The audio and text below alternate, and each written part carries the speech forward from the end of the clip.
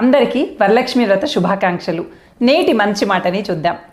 పూజలు చేసేప్పుడు భగవంతుడు లేదా అమ్మవారు చూస్తున్నారు అని చెప్పి బాగా నమ్ముతూ ఉంటాం.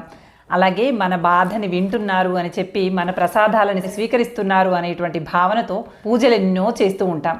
అయితే పూజలు చేసేప్పుడు ఏ విధంగా అయితే భగవంతుడు చూస్తున్నాడు అనేటువంటి భావనతో ఉంటామో, అదేవిధంగా తప్పులు చేస్తున్నప్పుడు కూడా భగవంతుడు చూస్తున్నాడు అనేటువంటి భావన కనుక ఉందనుకోండి, అసలు తప్పులు చెయ్యాలని అనిపించదు. ఇతరులకు హాని చేయాలనిపించిన క్షణం, ఇతరుల మనసుని బాధ పెట్టాలనిపించినటువంటి క్షణం, తప్పు చెయ్యాలి అనేటువంటి తలంపు వచ్చినటువంటి తక్షణమే భగవంతుడు ఉన్నాడు, చూస్తున్నాడు అని ఎవరైతే గట్టిగా విశ్వసించి ఆ పని చేయకుండా ఆపేస్తారో అలాంటి వాళ్ళంటే భగవంతుడికి చాలా ఇష్టమట. కేవలం పూజలలో మాత్రమే తనని ఆరాధిస్తూ, అప్పుడు మాత్రమే భగవంతుడు తనని చూస్తున్నాడు అని చెప్పి నమ్ముతూ, మిగతా సమయాలలో తమ మనసుకు నచ్చినటువంటి పనులు చేసుకుంటూ వెళ్ళిపోతే అలాంటి వాళ్ళకి భగవత్ ఆశీర్వాదం పెద్ద